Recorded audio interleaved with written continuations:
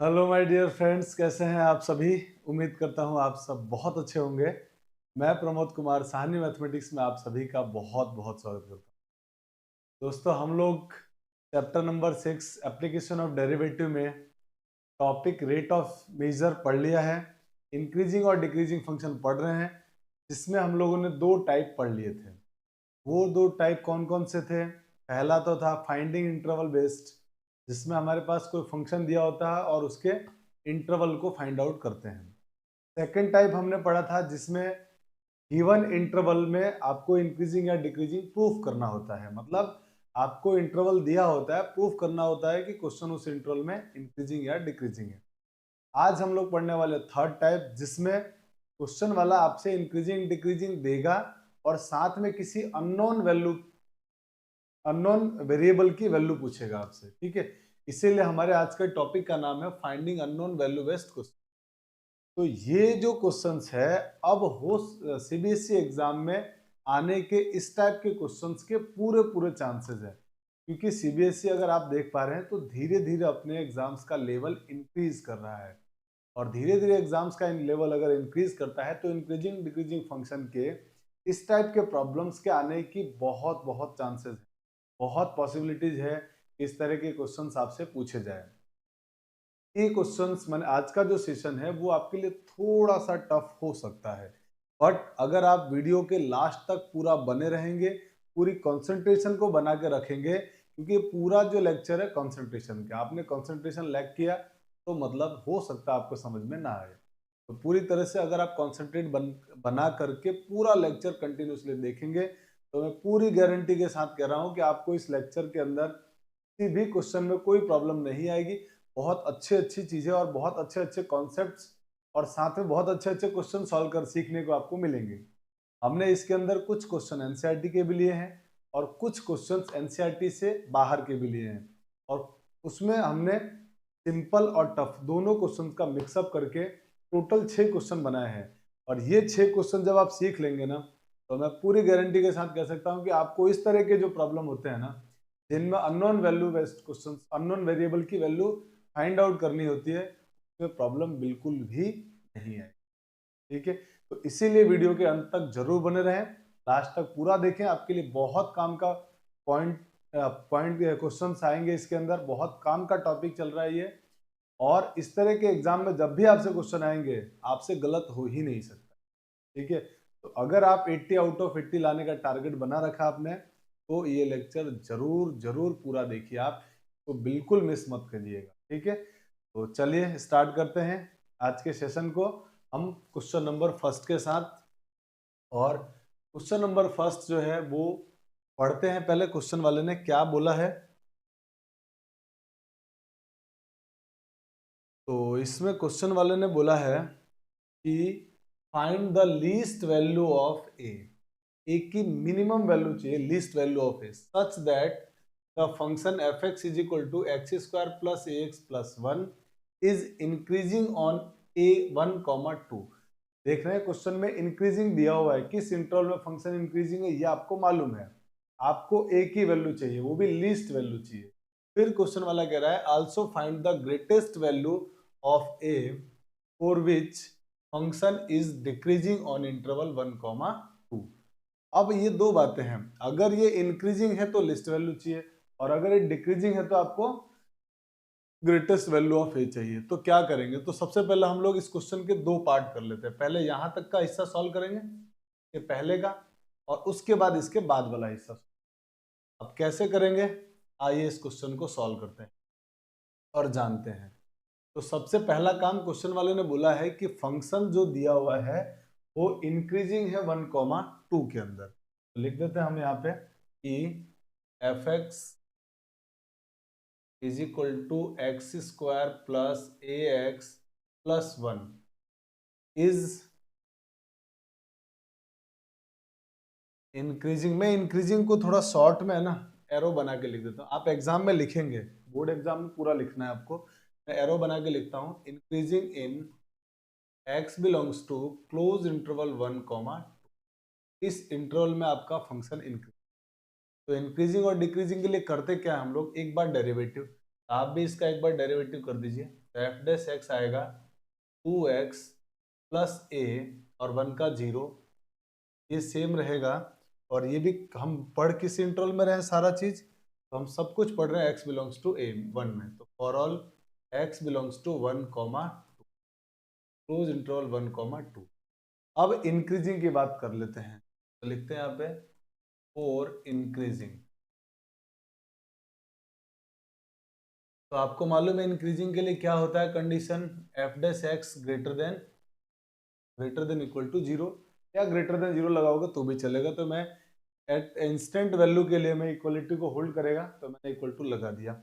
F dash x लिखो, ये हो जाएगा 2x plus A greater than equal to 0। अब यहाँ से a क्या होगा, a is greater than equal to -2x। अब बड़े ध्यान से समझने की बात, यहाँ तक तो नॉर्मल काम किया जो हम लोग करते आते थे। अब यहाँ से समझना है कि हम यहाँ पर a greater than equal to -2x चाहते हैं। इसका मतलब ये हो, और मुझे क्या चाहिए कि लीस्ट वैल्यू चाहिए। तो सोचो जरा आप a की लिस्ट वैल्यू के लिए हम क्या करते हैं, इंटरवल निकालते हैं कि क्या इंटरवल आएगा, ठीक है, जिसमें ये a की लिस्ट वैल्यू चाहिए। तो हम जरा 2x के बारे में सोचते हैं, 2x के बारे में। अगर आपको a की लिस्ट वैल्यू चाहिए, तो a तो जो लिखा हुआ है ना ये -2x से बड़ा है। अगर ये -2x से बड़ा है तो इसका मतलब डेफिनेटली जो a रहा होगा ना, जरा यहाँ कॉन्सेप्ट समझिएगा, अगर कोई किसी से बड़ा है ना, अगर कोई चीज किसी से बड़ी होती है तो डेफिनेटली वो उसकी मैक्सिमम वैल्यू से भी बड़ी होती है, वो उसके मैक्सिमम वैल्यू से भी बड़ी होती है। माने ये हुआ कि अगर a 2x से बड़ा है, इसका मतलब a is greater then maximum value of 2x also. इसका मतलब ये हो गया कि a is greater then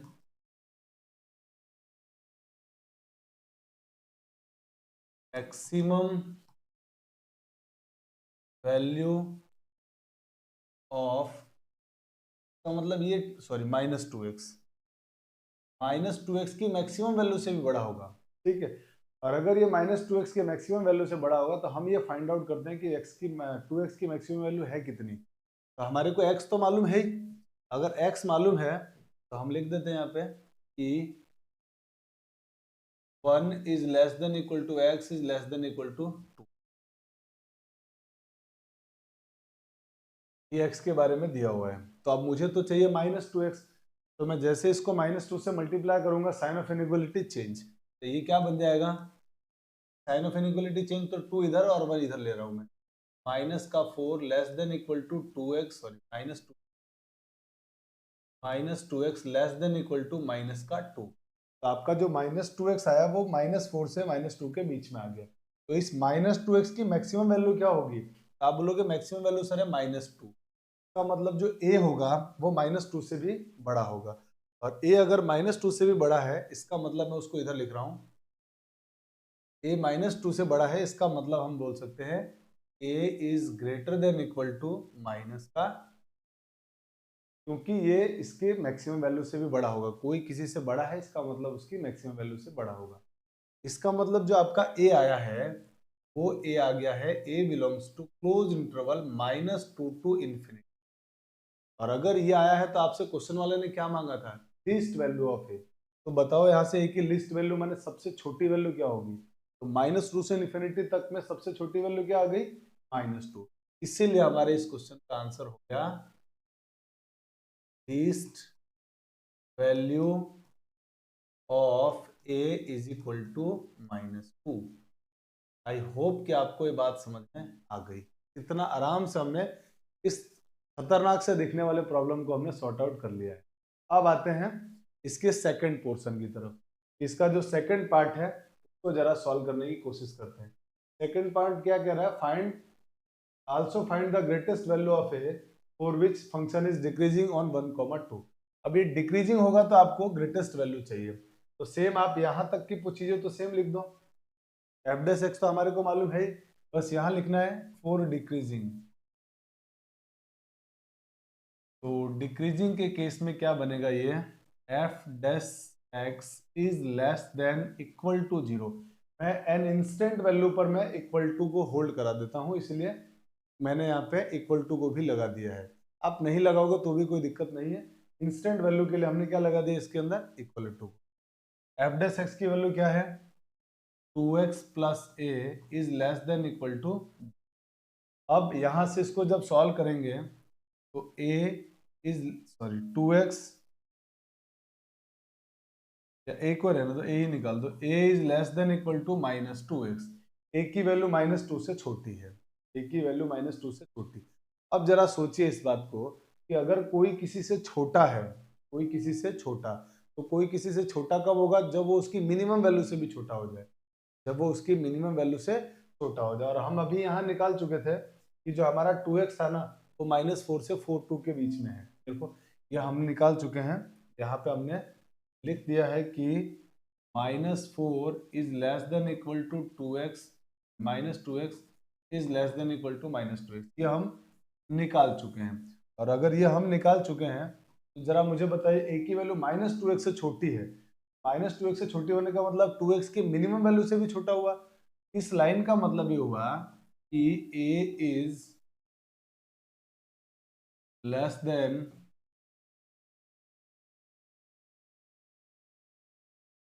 minimum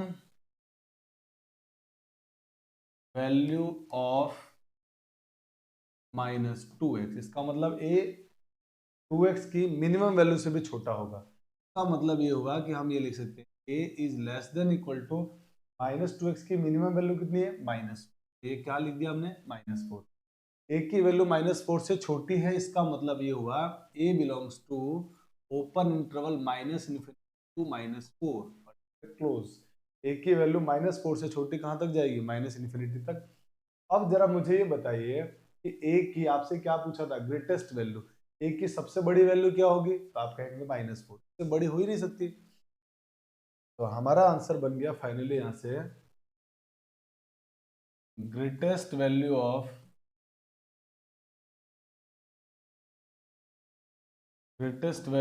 a is equal to -4। यही हमारे इस प्रॉब्लम का। आई होप कि आपको ये बात समझ में आ गई। तो जब भी ऐसा क्वेश्चन आए, जब किसी अननोन वैल्यू फाइंड आउट करना हो, तो अगर वो ग्रेटर देन है किसी चीज से, तो वो किसी से बड़ा कब होगा, जब वो उसकी मैक्सिमम वैल्यू से बड़ा हो जाए। और वो छोटा कब होगा किसी से, जब वो उसकी मिनिमम वैल्यू से छोटा हो जाए। इट मीन्स आपको जिससे बड़ा या छोटा दिया हुआ है कि मैक्सिमम और मिनिमम वैल्यू को सोचना था। ठीक है, देखिए इस क्वेश्चन को हमने बहुत आराम से सॉल्व कर लिया। आई होप कि आपको समझ में आया होगा। और अगर कहीं डाउट होगा तो वापस वीडियो को पॉज करके बैक जाके फिर से आप देखिएगा, पूरा समझ में आ जाएगा। ठीक है, तो बहुत अच्छा क्वेश्चन था ये, और ये एनसीईआरटी में लिखा हुआ है क्वेश्चन। ठीक है ना, एनसीईआरटी का क्वेश्चन है ये। एनसीईआरटी में बस यहाँ पर ए के प्लेस पर के लिखा हुआ है, बाकी क्वेश्चन सेम है। तो जल्दी से स्क्रीनशॉट ले लीजिए, फिर हम लोग आगे चलते हैं। चलिए, अब आपने स्क्रीनशॉट ले लिया होगा। अब हम आते हैं हमारे क्वेश्चन नंबर 2 की तरफ। इसमें क्वेश्चन वाला कह रहा है कि find the value of K for which F X is equal to K X cube. और यहाँ पे थोड़ा सा क्वेश्चन में करेक्शन कर लीजिएगा। यहाँ मतलब क्वेश्चन आपका जो है ना वो ये है, थोड़ा सा करेक्शन करना है क्वेश्चन में। के एक्स क्यूब -9 के एक्स स्क्वायर प्लस 9x+3, ये लिखा हुआ है, क्वेश्चन ये है। तो बस यहाँ पे क्या आ जाएगा, के आ जाएगा। के की प्रिंटिंग में टाइपिंग में मिस्टेक हो रखा है इसमें। तो find the value of K for which the function is increasing. आपको के की वैल्यू फाइंड आउट करनी है जिसके लिए फंक्शन इंक्रीजिंग होगा। तो आइए, इंक्रीजिंग और डिक्रीजिंग के क्वेश्चंस को कैसे हम सॉल्व करते हैं। आपको मालूम है, पहले फंक्शन लिख लेंगे। एफ एक्स क्या दिया हुआ है, के एक्स क्यूब -9 के एक्स स्क्वायर प्लस 9x+3। एक बार इसका डेरिवेटिव कर लीजिए, ये बन जाएगा F dash X is equal to, इसका डेरिवेटिव करेंगे तो 3 के एक्स स्क्वायर माइनस का 18 के एक्स, और यहाँ से प्लस का 9। इन सब में से कुछ कॉमन आ रहा है तो कॉमन ले लीजिए पहले। तो कॉमन आ रहा है इसमें से 3, यहाँ बनेगा के एक्स स्क्वायर -6 के एक्स और प्लस का, यहाँ तक कोई प्रॉब्लम नहीं है। डिफ्रेंशिएशन कर दिया हम लोगों ने, और डिफ्रेंशिएशन करने के बाद 3 कॉमन आ रहा था तो कॉमन ले लिया। अब क्वेश्चन वाला किसकी बात कर रहा है, वो इंक्रीजिंग की, तो लिख देते हैं यहाँ पे फॉर इंक्रीजिंग। इंक्रीजिंग के लिए क्या कंडीशन होती है, F dash X greater than 0। आप चाहो तो इन इंस्टेंट इक्वल टू को होल्ड कर सकते हो, और नहीं करोगे तो भी गलत नहीं है, आपको इंटरवल के लफड़े में नहीं पड़ना है, ठीक है ना। इंटरवल ओपन लगाओ क्लोज लगाओ सब सही है। वैसे आप कोशिश करो ज्यादा से ज्यादा ओपन इंटरवल में लिखने की, कि एनसीईआरटी के अंदर मैक्सिमम आंसर्स ओपन इंटरवल में है, और वो ओपन इंटरवल को प्रेफर करता है। आप ओपन इंटरवल लगाओ, और वैसे भी आपको पता होना चाहिए कि ओपन इंटरवल में जो आंसर आएगा वो क्लोज में होगा ही होगा, बिलोंग करेगा ही करेगा। तो मतलब आपका ओपन वाला आंसर बिल्कुल सही है। इसीलिए आप, है ना, इक्वल टू और क्लोज ओपन इंटरवल में कंफ्यूज होने की जरूरत नहीं है। कई स्टूडेंट्स को देखा गया है कि वो क्लोज ओपन इंटरवल में ज्यादा कंफ्यूज होते हैं, तो आप मत कंफ्यूज होइए, आप तो ग्रेटर देन ले लीजिए और उससे सॉल्व कर लीजिए। इक्वल टू हो होल्ड कर रहा हो तो लगाइए, मत करना मत लगाइए। अब यहाँ पे आपके पास जो ये लिखा हुआ है ना, इसको लिख दो। ये हो गया 3 ब्रैकेट में के x square minus 6kx plus 3 greater than 0। अब आपको मालूम है 3 पॉजिटिव है, डिवाइड कर दो, या पॉजिटिव को इनइक्वालिटी में छोड़ दो, तो ये बनेगा के x square minus 6kx plus 3 greater than.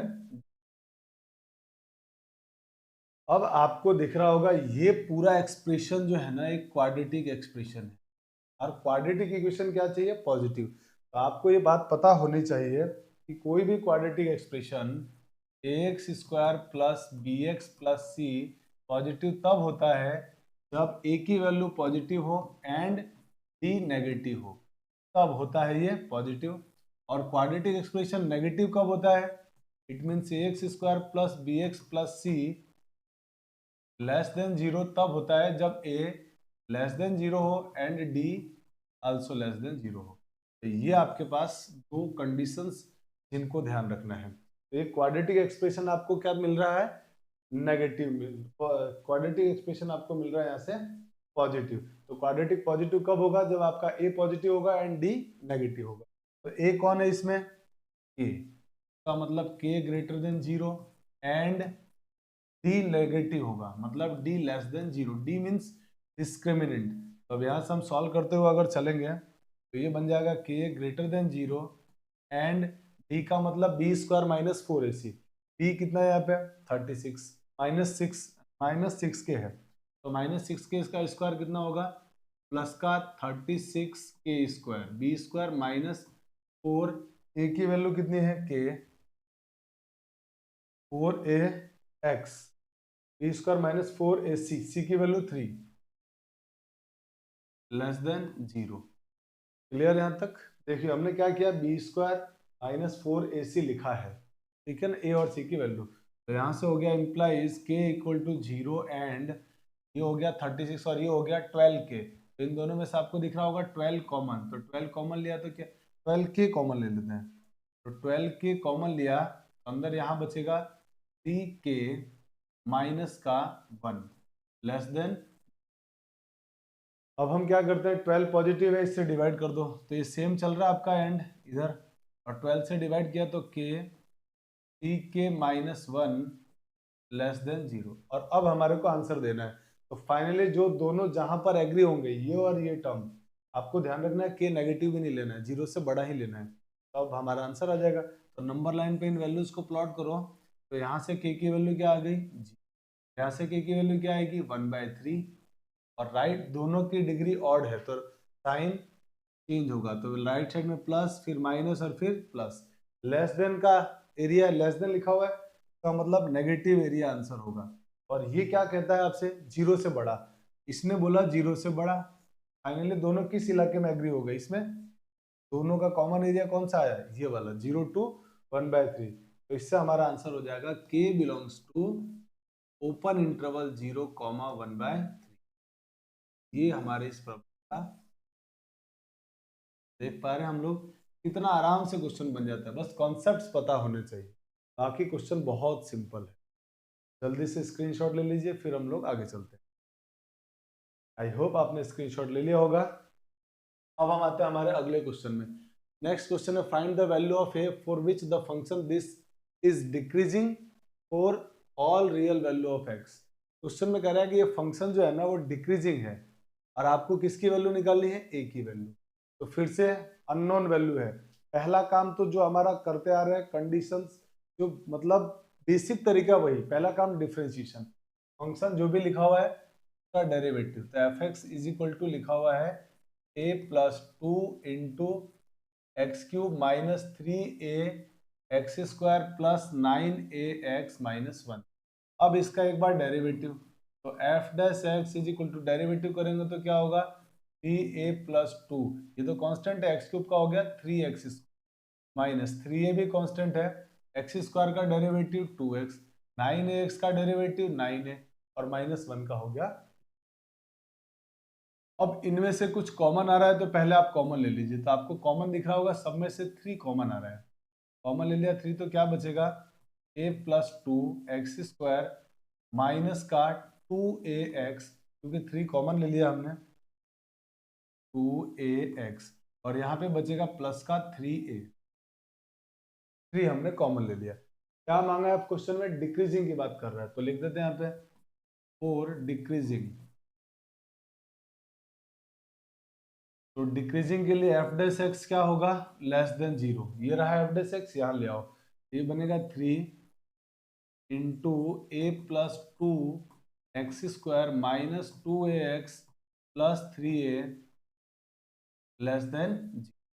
अब आपको दिख रहा है 3 पॉजिटिव, पॉजिटिव से डिवाइड करने पे इनइक्वालिटी में कोई चेंज नहीं होगा, तो डिवाइड हो गया, तो क्या बन गया a plus 2 into X square minus 2ax plus 3a less than 0। और आप देख पा रहे हैं ये क्वाड्रेटिक एक्सप्रेशन है, यहाँ से यहाँ तक पूरा क्वाड्रेटिक एक्सप्रेशन है, और क्वाड्रेटिक एक्सप्रेशन कैसा आ रहा है नेगेटिव, तो कोई भी क्वाड्रेटिक एक्सप्रेशन नेगेटिव कब होता है, जब उसका a और d की जगह कौन बैठा हुआ है a प्लस 2, का मतलब हुआ कि a plus 2 less than 0 and d का मतलब b स्क्वायर माइनस 4ac, तो b की वैल्यू क्या आएगी यहाँ से, ये आएगी माइनस 2a, माइनस 2a का स्क्वायर करोगे तो 4a स्क्वायर माइनस 4a की वैल्यू क्या है a प्लस 2, ये हो गया यहाँ से a प्लस 2 इंटू सी की वैल्यू 3a, तो यहाँ पे हमने लिख दिया 3a और लेस देन, इसको जरा सॉल्व करोगे तो ये बन जाएगा a less than minus 2, a की वैल्यू माइनस 2 से, एंड इसको आप सॉल्व करो इस एक्सप्रेशन, तो आप इस एक्सप्रेशन में क्लियर देख पा रहे हैं सब में 4 का डिवाइड हो रहा है, तो पहले 4 से डिवाइड कर दो, और 4 पॉजिटिव है, डिवाइड करने पे इनइक्वालिटी को कोई फर्क नहीं पड़ेगा, तो यहाँ बच गया ये ए स्क्वायर माइनस ये 4 तो डिवाइड में चला गया, ये 3a का अंदर मल्टीप्लाई किया मैंने, 3a स्क्वायर माइनस का, और इससे करेंगे तो माइनस का हो जाएगा 6a लेस देन। अब जरा ये तो सॉल्व हो चुका है, इसको सॉल्व करिए, तो मैं इसमें से a square minus 3a square minus का 2a स्क्वायर माइनस का 6a लेस देन, और अब मैं क्या कर रहा हूँ इस पूरे एक्सप्रेशन को माइनस 2 से डिवाइड कर रहा हूँ, तो जैसे माइनस 2 से डिवाइड करूंगा साइन ऑफ इनइक्वालिटी चेंज हो जाएगी, तो यहाँ आ जाएगा प्लस का a, यहाँ प्लस का a, यहाँ प्लस का हो जाएगा 3, सॉरी प्लस का 2 से डिवाइड कर रहे हैं, माइनस 2 से डिवाइड कर रहे हैं ना अपन, तो माइनस 2 से डिवाइड करेंगे तो ये कितना बन जाएगा हमारे पास, या एक काम करो ना आप कॉमन ले लो माइनस 2, माइनस 2 कॉमन लिया तो बन गया a प्लस 3 लेस देन 0। अब आप माइनस 2 से डिवाइड कर दीजिए, अब जब माइनस 2 से डिवाइड करेंगे तो साइन ऑफ इनइक्वालिटी चेंज, तो ये बन जाएगा a प्लस 3 ग्रेटर देन, और अब इस इनइक्वालिटी को सॉल्व कर लेते हैं, तो नंबर लाइन पे इन नंबर्स को लिखो और फिर दोनों को एग्री कर लेंगे, इसको और इसको, एंड का मतलब क्या होता है इंटरसेक्शन, ये ध्यान रखना एंड चल रहा है इसमें, a less than minus 2, a less than minus 2 और a less than minus 2, and माने इंटरसेक्शन, दोनों का इंटरसेक्शन हमारा फाइनल आंसर है।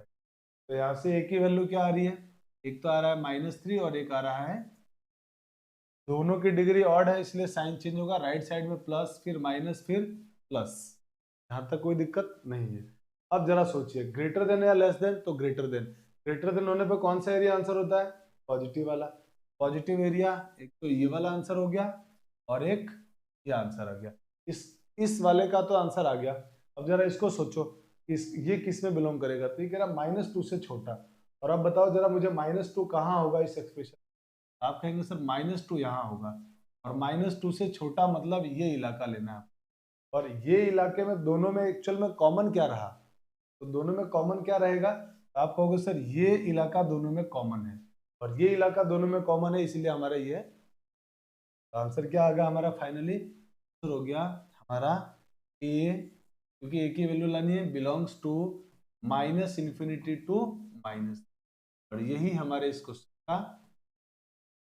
तो बस आपको थोड़ी सी इनइक्वालिटी का अच्छा आइडिया होना चाहिए, बाकी क्वेश्चन बहुत सिंपल है।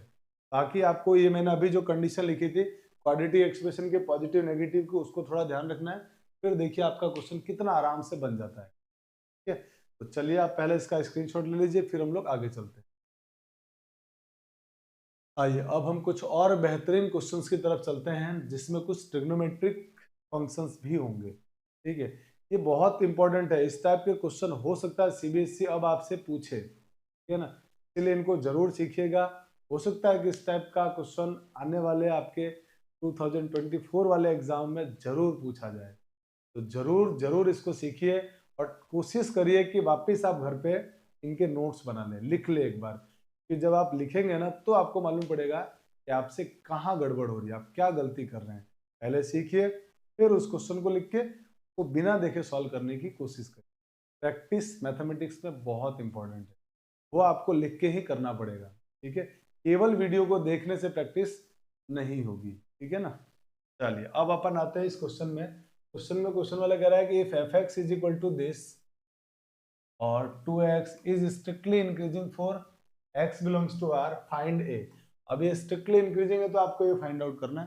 तो हम क्या करते हैं, एक बार डेरिवेटिव, पहले बात तो यही है कि फंक्शन को इंक्रीजिंग या डिक्रीजिंग करने के लिए अगर वो डिफरेंशिएबल है तो हम उसका डिफरेंशिएशन करेंगे। -1/3 साइन 2x प्लस 2ax। अब पहला काम हमने क्या किया, इसका डेरिवेटिव एफ डैश एक्स, तो साइन एक्स का derivative cos X minus A as it is, sine 2x का डेरिवेटिव कितना हो जाएगा, cos 2x, 2 cos 2x, 2 cos 2x, तो 2 को मैंने पहले लिख दिया, -1/3, यहाँ पे साइन 3x है ना, साइन 3x का डेरिवेटिव क्या होगा, 3 cos 3x, और 2ax का डेरिवेटिव 2a, 3 से 3 कैंसिल आउट कर दिया हमने। कैंसिल आउट करने के बाद F dash X is equal to, अब एक काम करते हैं अपन यहाँ आके, हम ये टर्म जो दिख रही है ना आपको, ये इन दोनों में देखो आप 2a कॉमन आ रहा है, तो इन दोनों में से 2a कॉमन ले लेते हैं पहले। तो इन दोनों में से अगर हमने 2a कॉमन ले लिया तो यहाँ बचेगा 1, यहाँ बचेगा माइनस का कॉस 2x, तो ये लिख दिया हमने। फिर ये दोनों टर्म को एक साथ लिख लेते हैं, तो प्लस ये बन गया हमारे पास cos x minus cos 3x, और इसको थोड़ा और सिंप्लीफाई करो तो F dash X is equal to 2a, 1 plus cos 1 minus cos 1 plus sine 1 minus sine, देखते तुरंत हाफ एंगल का फॉर्मूला याद आ जाना चाहिए आपको। 1 माइनस कॉस 2x का हाफ एंगल में फॉर्मूला क्या होता है, साइन 2 साइन स्क्वायर एक्स, तो ये हो गया 2 साइन स्क्वायर एक्स प्लस, अब ये cos c minus cos d का फॉर्मूला इसमें लगेगा, क्वेश्चन देखते तुरंत सी एन डी फॉर्मूला, तो cos c minus cos d का फॉर्मूला होता है 2 sine c plus D upon 2, it means x plus 3x by 2 into sine d minus c upon 2, it means 3x minus X by. अब इसको थोड़ा और simplify कर लेते हैं, तो इसका मल्टीप्लाई होगा तो आएगा 4a sign square x plus 2 into sign ये 3x plus x 4x by 2 मिलके बन जाएगा 2x इंटू ये 3x minus x 2x, 2 cancel हो गया, तो ये बन गया साइन एक्स। अब सारे टर्म को x में कन्वर्ट कर लेते हैं, तो यहाँ पे x तो आ ही रहा है, यहाँ भी x आ रहा है, यहाँ 2x आ रहा है, तो साइन 2x का फॉर्मूला लगा दो हाफ एंगल वाला, 4a sign square x plus 2 into sign 2x का formula 2 sine x into cos x into sine x. अब आप देख पा रहे हैं कि ये बन गया 4a sign square x plus ये 2 2 जा 4 इंटू साइन एक्स का साइन एक्स से multiply sign square X into में कॉस एक्स। इन दोनों टर्म में से आपको 4 साइन स्क्वायर एक्स कॉमन आता हुआ दिख गया, तो कंडीशन क्या बची यहाँ पर, a प्लस यहाँ बच गया cos x।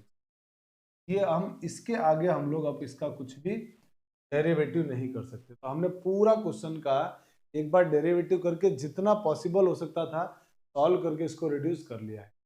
अब आपको क्या लाना है, स्ट्रिक्टली इंक्रीजिंग। अब इंक्रीजिंग डिक्रीजिंग की कंडीशंस को हम लोग अप्लाई करके देखते हैं इसमें। आइए इंक्रीजिंग डिक्रीजिंग को अप्लाई करते हैं इसमें।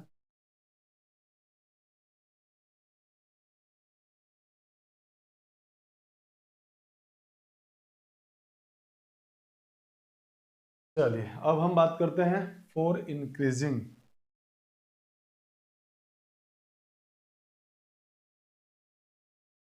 फॉर इंक्रीजिंग, तो इंक्रीजिंग के लिए क्या कंडीशन होती है, F dash X greater than zero. F dash x हमारे पास दिया हुआ है, ये रहा, तो आप पुट कर दीजिए। तो ये होगा four sine square X into में A plus cos X greater than zero. अब बड़े ध्यान से समझना आप।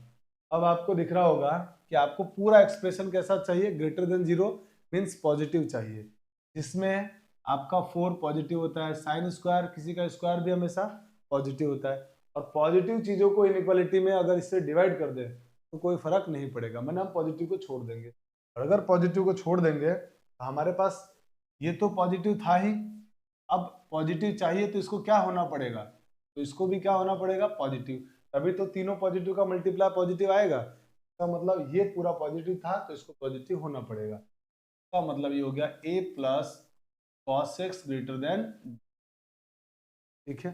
अब आपको तो वैल्यू किसकी चाहिए थी, ए की, तो अब एक काम करते हैं, कॉस को उधर ट्रांसफर कर देते हैं, A is greater than minus cos X. अब ये इनइक्वालिटी आई है, इसको सॉल्व करना है।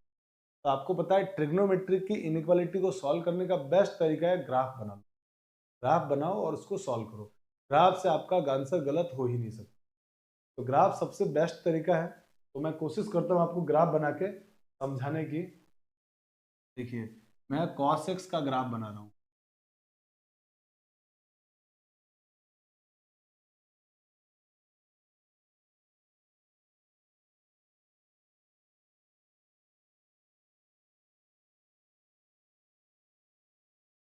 हाँ भाई, इसमें हम लोग cos x का ग्राफ बना रहे हैं।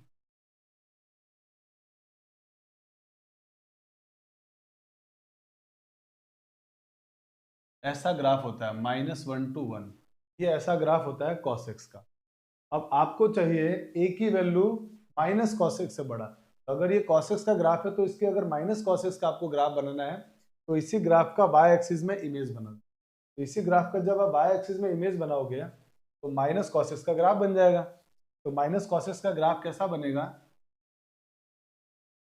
ये जो मैं पिंक वाला ग्राफ बना रहा हूं ना, ये हमारे पास माइनस cos x का ग्राफ है।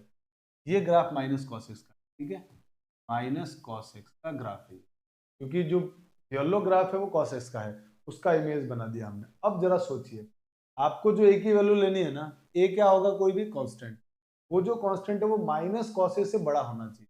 तो माइनस cos a से बड़ा होने के लिए आपको क्या करना चाहिए, a की ग्राफ बनाओ। अगर आपने एक लाइन कांस्टेंट होगा तो y एक्सिस के पैरेलल होगी, x एक्सिस के पैरेलल ये होगी। क्या ये इसमें आपको दिख रहा है, ग्रेटर देन का मतलब a का जो ग्राफ है ना वो cos के ग्राफ से ऊंचा होना चाहिए। क्या इसमें ऐसा है, आप बोलोगे नहीं, तो ये नहीं हुआ। अगर मैं यहां से ड्रॉ करूं तो होगा क्या, तो आप बोलोगे ये भी नहीं होगा। अगर मैं इसके बीच में से इधर ड्रॉ करूं तो होगा क्या, तो आप बोलोगे नहीं। और अगर मैं इसके ऊपर से बना दूं ग्राफ, ये वन के जस्ट ऊपर से, वन को नहीं लिया, जस्ट ऊपर से, तो क्या ये ग्राफ सही है, तो आप बोलोगे बिल्कुल सही है। का मतलब ये होगा कि ये लाइन आई, तो अब इसके ऊपर जितनी भी लाइनें आप बनाओगे, ये लाइन बना दो तो भी सही, ये लाइन बना दो तब भी सही है। माने आपका आंसर क्या आ रहा है, ओपन इंटरवल वन से, ओपन इंटरवल वन से इन्फिनिटी के बीच में जितनी लाइंस आएंगी वो सारी इस इनइक्वालिटी को सेटिस्फाई कर रही है। इसलिए आपका आंसर होगा इस क्वेश्चन का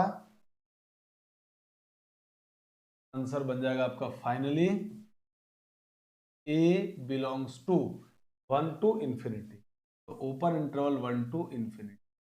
अब मान लिया जी कि अगर किसी को प्रॉब्लम आई, सर मुझे तो समझ में नहीं आई, आप ऐसे सोचिए, फिर से वही हमारा बेसिक कॉन्सेप्ट, ये इससे बड़ा होना चाहिए। कोई किसी से बड़ा तब होगा जब वो उसकी मैक्सिमम वैल्यू से भी क्या बन जाए, बड़ा। तो हम कॉस की मैक्सिमम और मिनिमम वैल्यू आराम से जानते हैं, तो आपको ये मालूम होगा कि cos x की जो मैक्सिमम और मिनिमम वैल्यू होती है वो -1 to 1 होती है। तो माइनस cos x किसके बीच में बिलोंग करेगा? जब आप माइनस cos x की बात करेंगे तो साइन ऑफ इनइक्वलिटी चेंज, ये प्लस का 1 ये माइनस का 1, but sign of inequality change होने की वजह से ये भी क्या रहेगा? -1 to 1। और वैसे भी आपको दिख रहा होगा ग्राफ -1 से 1 के बीच, तो इसकी रेंज आएगी -1 से 1। अब a की वैल्यू cos से बड़ी, तो cos से माइनस cos से बड़ी, इसका मतलब इसकी मैक्सिमम वैल्यू से भी बड़ी। माइनस cos x की मैक्सिमम वैल्यू क्या हो गई? 1। इसका मतलब a आपका 1 से भी बड़ा होगा। अगर आपको ग्राफ में प्रॉब्लम आ रही है तो ये हो गया a ग्रेटर देन 1, और a अगर ग्रेटर देन 1 है इसका मतलब a बिलोंग्स टू 1 टू, ये आपका फाइनल आंसर। ठीक है, तो देख पा रहे हैं हमने कितना आराम से इन प्रॉब्लम्स को सॉल्व कर लेते हैं। बस बेसिक बात याद होनी चाहिए कि जब भी ट्रिगो फंक्शन, ट्रिगो इनइक्वालिटी आए, ग्राफ बनाना आपको आना चाहिए, और ग्राफ आती है तो हम आराम से आंसर निकाल लेंगे, और नहीं आ रहा तो भी कोई दिक्कत नहीं है। कोई किसी से बड़ा होगा जब वो उसकी मैक्सिमम वैल्यू से बड़ा होगा, कोई किसी से छोटा होगा जब वो उसकी मिनिमम वैल्यू से छोटा होगा। इस बात को ध्यान रखेंगे, आपका आराम से बन जाएगा। हमारे इस क्वेश्चन का आंसर हो गया है 1 2। आई होप आपको क्वेश्चन समझ में आया होगा और आपको बहुत मजा आ रहा होगा, क्योंकि ये बहुत इंटरेस्टिंग टॉपिक है। अगर आपके कॉन्सेप्ट्स अच्छे हैं और आप बिल्कुल कॉन्सेंट्रेट होकर क्लास में पढ़ रहे हैं, देख रहे हैं लेक्चर्स को, तो जरूर आपको समझ में आएंगे और बहुत मजा भी आएगा। ठीक है, तो चलिए स्क्रीनशॉट ले लीजिए, फिर हम लोग आगे बढ़ जाते हैं। आई होप आपने स्क्रीनशॉट ले लिया होगा। अब आते हैं क्वेश्चन नंबर 5 की तरफ। क्वेश्चन नंबर 5 में है, क्वेश्चन वाले ने लिखा है कि set of value of A for the function F X is equal to this is invertible. अब ये फंक्शन क्वेश्चन में बोला है कि इनवर्टिबल है। अब जरा सोचिए, किसी फंक्शन के इनवर्टिबल होने के बारे में जरा बात करते हैं। तो लिखते हैं यहाँ पे एफ एक्स इज इनवर्टिबल, ये लिखा हुआ है। तो फर्स्ट चैप्टर जो हमारा फंक्शन था, रिलेशन एंड फंक्शन, उसमें पढ़ा था कोई फंक्शन इनवर्टिबल कब होता है। कोई भी फंक्शन इनवर्टिबल तब होगा जब वो 1 1 एंड ऑन टू हो। का मतलब ये हुआ एफ एक्स इज 1 1 फंक्शन, और अगर ये एफ एक्स 1 1 फंक्शन है, अगर कोई फंक्शन 1 1 है, तो इसका मतलब वो फंक्शन या तो इंक्रीजिंग होगा या फिर डिक्रीजिंग होगा। ग्राफ या तो इंक्रीज करेगा या ग्राफ डिक्रीज करेगा। तो इस लाइन का मतलब ये हुआ कि F X is either increasing और डिक्रीजिंग। ये एरो का मतलब समझ जाना, इंक्रीजिंग होगा या डिक्रीजिंग होगा। फंक्शन या तो इंक्रीजिंग होगा या डिक्रीजिंग होगा। तो कैसे सॉल्व करें इसको, अब आइए जरा सोचते हैं। तो मतलब कुल मिला के आपको इंक्रीजिंग और डिक्रीजिंग के बारे में सोचना है। हम सबसे पहले जो फंक्शन दिया हुआ है ना, इसका हम करते हैं डेरिवेटिव। तो हमारे पास क्वेश्चन में लिखा हुआ है F X is equal to X cube plus A plus 2 into X square plus 3ax plus 5। अब इसका डेरिवेटिव कर दो। तो आप जैसे इसका डेरिवेटिव करेंगे तो F dash X is equal to 3x square plus 2a plus 2 into X plus 3a, ये आ गया डेरिवेटिव करने के बाद। अब अगर ये टर्म आ गई है तो अब आप मुझे देख के बताओ, ये तो क्वाड्रेटिक एक्सप्रेशन है। अब इसको इंक्रीजिंग या डिक्रीजिंग करना है, तो ये क्वाड्रेटिक एक्सप्रेशन में जो क्वाड्रेटिक को इंक्रीजिंग या डिक्रीजिंग की बात को पक्का करता है ना, वो ए करता है। और ए हमारे पास 3 है जो कि पॉजिटिव है। इसका मतलब ये, अब ये इंक्रीजिंग या डिक्रीजिंग, तो आप बोलोगे सर ये डेफिनेटली इंक्रीजिंग, इसका ए कैसा है? पॉजिटिव है। समझ में आ गई बात? तो ये इंक्रीजिंग होगा, डिक्रीजिंग तो नहीं होगा। मतलब ये ऑप्शन हमारा गलत हो गया। तो इसका मतलब फंक्शन कैसा है? सिर्फ हम बात करेंगे इंक्रीजिंग के लिए, लिखेंगे यहाँ पे 4 इंक्रीजिंग। तो इंक्रीजिंग के लिए क्या होगा? F dash X greater than 0। F dash x क्या दिया हुआ है, ये वहां लिख दो। तो ये बन जाएगा यहाँ से 3x square plus 2 into A plus 2 2x plus 3a greater than 0। अब कोई क्वाड्रेटिक एक्सप्रेशन पॉजिटिव कब होगा? जब उसका a पॉजिटिव और d नेगेटिव। तो a तो पॉजिटिव है, सिर्फ d को नेगेटिव कर दो, d लेस देन 0। d का मतलब b स्क्वायर माइनस 4ac, ये रहा हमारे पास पूरा b।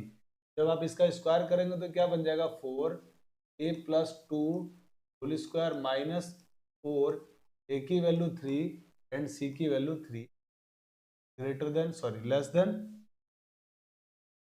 अब इसका 4 से तो डिवाइड कर दो पूरी इक्वेशन, तो 4 से डिवाइड कर दिया तो 4 तो सब जगह से कैंसिल आउट हो गया, और इस a+2 का होल स्क्वायर कितना बनेगा, a² प्लस 4a+4, और देखो यहाँ पे क्या हो रहा है, तो हम क्या कर रहे हैं, ये जो है ना ये 4 से डिवाइड कर रहे हैं तो ये 4 भी कैंसिल आउट, इनका प्रोडक्ट माइनस का 9a² लेस देन,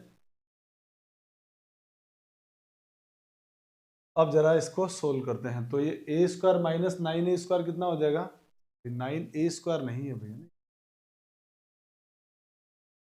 ये 3a था ना, तो ये 9a बनेगा, केवल 9a आएगा, तो 9a लेस देन 0। अब इसको सिंप्लीफाई कर लेंगे तो कितना बनेगा, a² और 4a माइनस 9a हो जाएगा माइनस का 5a प्लस का 4 लेस देन। अब इस इनइक्वालिटी को सॉल्व कीजिए, तो ये क्वाड्रेटिक है, फैक्टर बना दो, फैक्टर बनेंगे इसके कितने, a-1 and a-4 less than 0, तो आंसर हो जाएगा, यहाँ पे नंबर लाइन पे वैल्यू पुट कर दो, यहाँ से 1 और यहाँ से 4, तो आपका आंसर राइट साइड में plus minus plus less than है, इसीलिए आंसर कौन सा एरिया होगा, नेगेटिव पार्ट, ये हो गया हमारा आंसर, तो आंसर आ गया हमारे पास a बिलोंग्स टू 1 to 4। देखिए ये क्वेश्चन भी बहुत आराम से हम लोगों ने सॉल्व कर लिया है, ठीक है, चलिए स्क्रीनशॉट ले लीजिए, फिर हम लोग आगे बढ़ जाते हैं। और अब हम एक और बेहतर क्वेश्चन की तरफ चल रहे हैं, जिसमें क्वेश्चन वाले ने बोला है कि f(x) = x³ ax² plus bx plus 5, और यहाँ पे साइन ये 2x नहीं है भैया ना, यहाँ पे क्या है, साइन स्क्वायर है, 5 साइन स्क्वायर x, थोड़ा सा प्रिंटिंग मिस्टेक है, आप यहाँ पे करेक्शन कर लीजिएगा, is increasing function then condition for a and b, तो आपको a और b में कंडीशन लाना है ना, बहुत अच्छा क्वेश्चन है, आइए ट्राई करते हैं इसको और सीखते हैं कुछ और अच्छे कॉन्सेप्ट्स हम लोग इसकी हेल्प से। तो पहले तो क्या बोला हुआ है, इंक्रीजिंग, तो पहले इंक्रीजिंग और डिक्रीजिंग के जो बेसिक बातें हैं उसको हम जान लेते हैं। फंक्शन क्या लिखा हुआ है, फंक्शन लिखा हुआ है f(x) = x³ plus ax² plus bx plus 5 sign square x, और अब एक बार आप इसका पहले डेरिवेटिव कर लीजिए, तो डेरिवेटिव करेंगे तो f' और x³ का डेरिवेटिव 3x² प्लस ax² का हो जाएगा 2ax, bx का हो जाएगा b, और plus 5 as it is sine square x का पे हो गया 2 sin x, और फिर sin x का cos x। यहाँ तक कोई प्रॉब्लम बिल्कुल भी नहीं है, ठीक है। अब हम चलते हैं हमारे अगले पार्ट की तरफ, तो अब थोड़ा सा इस f' को और अच्छे से लिख लेते हैं, ये बन जाएगा 3x² plus 2ax plus b, आपको दिख रहा है यहाँ से यहाँ तक ये कुछ फॉर्मूला बनता है, ये हो गया प्लस का साइन 2x का फॉर्मूला है, तो हमने इसकी जगह क्या लिख दिया, यहाँ तक भी कोई प्रॉब्लम नहीं। अब आते हैं हमारे मेन बात, मुद्दा क्या है हमारा, इंक्रीजिंग फंक्शन होना चाहिए, तो इंक्रीजिंग की बात कर लेते हैं, और इंक्रीजिंग फंक्शन, इंक्रीजिंग फंक्शन के लिए f' ग्रेटर देन 0 होना चाहिए, तो ग्रेटर देन 0 होने के लिए ये रहा f', आप इसको पूरे को यहाँ लिख दीजिए, तो ये क्या बनेगा, यहाँ से implies 3x² plus 2ax plus b plus 5 sine 2x greater than. अब इस इनइक्वालिटी को सॉल्व करना है, पर यहाँ पे प्रॉब्लम ये आ रही है हमारे पास कि इसमें दो तरह के फंक्शन दिख रहे हैं, हमारे दो टाइप्स के फंक्शन दिख रहे हैं, एक तो यहाँ से यहाँ तक के एक्सप्रेशन को अगर देखते हैं तो इसमें ये दिख रहा है हमारे पास पूरा क्वाड्रेटिक इक्वेशन, और अगर हम इस एक्सप्रेशन को देख रहे हैं तो ये दिख रहा है ट्रिग्नोमेट्रिक।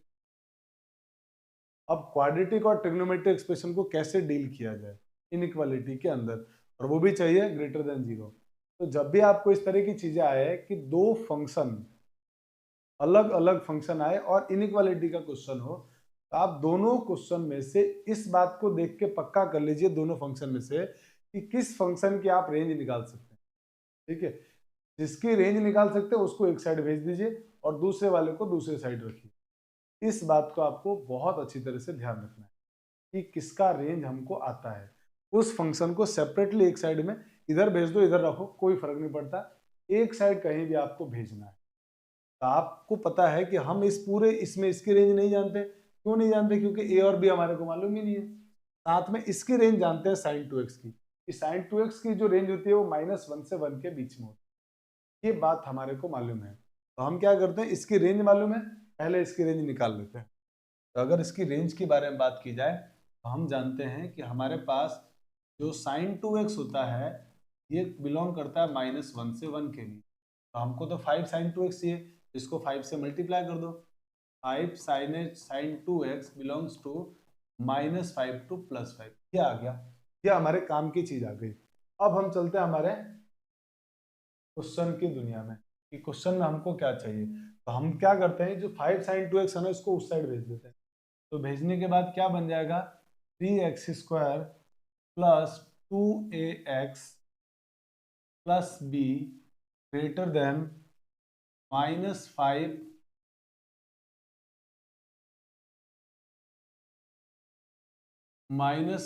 sin 2x। ये हमारे पास एक्सप्रेशन -5 sin 2x आ गया। हमने रेंज किसकी निकाली है, 5 sin 2x की। एक काम करते हैं ना, -5 2x की भी निकाल दो, तो कुछ भी अंतर नहीं पड़ेगा। जब आप माइनस से मल्टीप्लाई करेंगे तो बस साइन ऑफ इनइक्वलिटी चेंज हो जाएगी, रहेगा तो ये as it is. Sign of inequality change होगी तो ये -5 होगा, पहले आ जाएगा, और ये माइनस से मल्टीप्लाई होकर +5 बाद में चला, यानी रेंज सेम रहेगी। और अब यहाँ पे जरा सोचिए कि ये एक्सप्रेशन इससे बड़ा चाहिए, तो सोचो हमारी वही बात, या तो ग्राफ बनाइए, या फिर आप हमारी जो इंपॉर्टेंट बात जो ग्राफ से हमने सीखा वो ये है कि कोई एक्सप्रेशन किसी दूसरे एक्सप्रेशन से बड़ा कब होगा, जब वो उसकी मैक्सिमम वैल्यू से भी बड़ा हो जाए। इसकी मैक्सिमम वैल्यू क्या होगी, तो आप कहोगे सर इसकी मैक्सिमम वैल्यू 5 है, इसका मतलब ये एक्सप्रेशन इसकी मैक्सिमम वैल्यू 5 से बड़ा होगा। यानी इस पूरी लाइन का मतलब ये हुआ, इस पूरी लाइन का मतलब ये है हमारे पास, कलर चेंज और लिख देते हैं, 3x² plus 2ax plus b is greater than -5 sin 2x if it is greater than its maximum value। तो ये बात आपको ध्यान रखनी है कि ये इससे बड़ा है, तो इसका मतलब ये होगा कि ये इसके मैक्सिमम वैल्यू से भी बड़ा होना चाहिए। और अगर ये इसके मैक्सिमम वैल्यू से बड़ा होना चाहिए तो हमारे पास क्वेश्चन कन्वर्ट हो गया 3x² plus 2ax plus b greater than 5, क्योंकि इस एक्सप्रेशन का मैक्सिमम वैल्यू कितना था, 5। अब हमारे पास सॉल्व करने के लिए ये क्वेश्चन हो गया। अब इसको सॉल्व करना है, इस 5 को इधर ट्रांसफर कर दो। जब आप इस 5 को ट्रांसफर करेंगे तो 3x² plus 2ax plus b -5 greater than, और अब तो ये क्वाड्रेटिक एक्सप्रेशन है, और कोई भी क्वाड्रेटिक एक्सप्रेशन पॉजिटिव कब होता है, जब उसका a पॉजिटिव और d नेगेटिव। तो ये तो पॉजिटिव है, सिर्फ d को नेगेटिव करना है। आप जरा d को नेगेटिव बना दो, तो d नेगेटिव बनाओगे तो d का मतलब b², ये रहा b, 2a का स्क्वायर 4a² -4, a की वैल्यू 3 और c की वैल्यू क्या होगी, b -5 लेस देन 0। सब में 4 से डिवाइड हो रहा है, कर दीजिए डिवाइड। तो 4 से जैसे डिवाइड करेंगे यहाँ बचेगा a², ये 4 कैंसिल आउट, ये 3 बचेगा, -3 से मल्टीप्लाई, माइनस का 3b minus minus plus 5 × 3 15 less than, और यही तो हमारे का आंसर होगा, क्योंकि अब इसके आगे हम सॉल्व नहीं कर सकते यही, क्योंकि हमारे को कंडीशन ही लाना था ए बी में, तो ये आ गया कंडीशन। ये हमारा फाइनली बन गया। देख पा रहे हमने कितना खतरनाक सा दिखने वाला क्वेश्चन की इनइक्वालिटी को भी सॉल्व कर लिया। तो आपको ध्यान रखना है कि जब कभी भी दो फंक्शन डिफरेंट आए और इनइक्वालिटी सॉल्व करनी हो तो दोनों में से ये बात पक्का कीजिए किसकी रेंज आती है, जिसकी रेंज आती है उसको उधर भेज दो। और कोई एक्सप्रेशन किसी एक्सप्रेशन से बड़ा कब होगा, जब वो उसकी मैक्सिमम वैल्यू से बड़ी हो जाए, और कोई एक्सप्रेशन किसी एक्सप्रेशन से या किसी फंक्शन से छोटा कब होगा, जब वो उसकी मिनिमम वैल्यू से भी छोटा बन जाए। बस उसकी मैक्सिमम और मिनिमम वैल्यू को रख के सॉल्व कर लीजिए, क्वेश्चन बन जाएगा। मतलब एकदम आसान काम है, बहुत बिल्कुल बिल्कुल आसान है। मुश्किल एकदम नहीं है। आप जल्दी से इसका स्क्रीनशॉट ले लीजिए। चलिए, तो आई होप कि आपने स्क्रीनशॉट ले लिया होगा। तो दोस्तों, आज की क्लास में हम लोग इतना ही पढ़ने वाले हैं।